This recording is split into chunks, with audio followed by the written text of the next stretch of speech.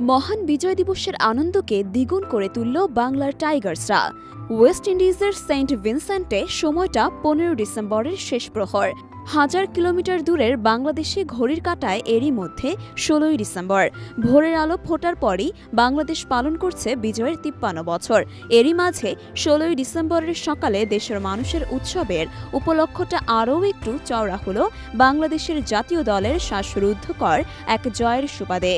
সুদূর ক্যারিবিয়ান দ্বীপ সেন্ট ভিনসেন্টে টান টান উত্তেজনার ম্যাচে ওয়েস্ট ইন্ডিজকে 7 রানে হারিয়ে 3 ম্যাচের টি-20 সিরিজে 1-0-তে এগিয়ে গেল বাংলাদেশ। দেয়ালে পিঠ ঠেকে গেলেই বাংলাদেশের আসল পারফরম্যান্সের দেখা মেলে। ক্রিকেট পাড়ায় বহুল চর্চিত এই বাক্যটাই যেন পূর্ণতা পেল নতুন করে। ওয়ানডে সিরিজ হারার পর সমালোচনার তীরে বিদ্ধ ছিল বোলিং লাইন আপ।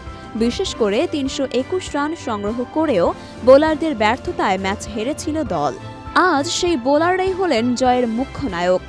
ম্যাচের শেষ পর্যায়ে এসে পাওয়েলের ঝোড়ো ইনিংসে আশার আলো দেখেছিল উইন্ডিজরা। তবে শেষ ওভারে এসে সে স্বপ্ন দুঃস্বপ্নে পরিণত হল। হাসান মাহমুদের বলের ঘূর্ণিতে পাওয়েল ফিরল 60 রান করে।